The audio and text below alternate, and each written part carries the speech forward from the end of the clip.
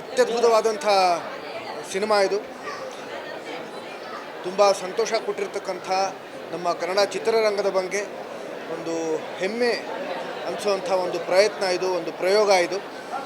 ನಮ್ಮ ರಾಧಿಕಾ ಅವರ ನಿರ್ಮಾಣದ ಒಂದು ಸಿನಿಮಾ, ಅವರ ಅಭಿನಯದ ಸಿನಿಮಾ. ತುಂಬ ಚೆನ್ನಾಗಿ ಕಾಣಿಸ್ತಾರೆ ಕೂಡ ಅವರು. ಅವರಿಗಾಗಲಿ, ರಮೇಶ್ ಅರವಿಂದ್ ಸರ್ ಅವ್ರಿಗಾಗಲಿ,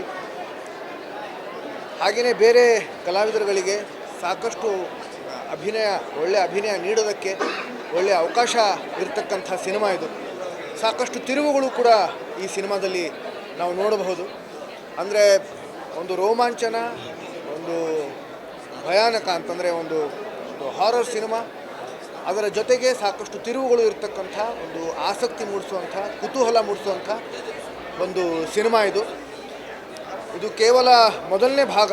ಈಗ ಎರಡನೇ ಭಾಗ ಯಾವಾಗ ಬರುತ್ತೆ, ಯಾವಾಗ ಅದನ್ನು ನೋಡ್ತೀನಿ ಅನ್ನೋ ಒಂದು ಕುತೂಹಲ ಉಂಟಾಗಿದೆ.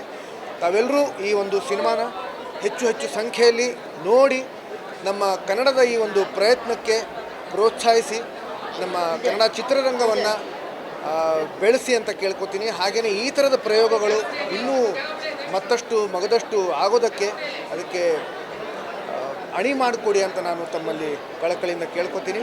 ಧನ್ಯವಾದಗಳು. ಹಾಗೆಯೇ ಮಗದೊಮ್ಮೆ ಈ ಒಂದು ಚಿತ್ರತಂಡಕ್ಕೆ ಶುಭಾಶಯಗಳು.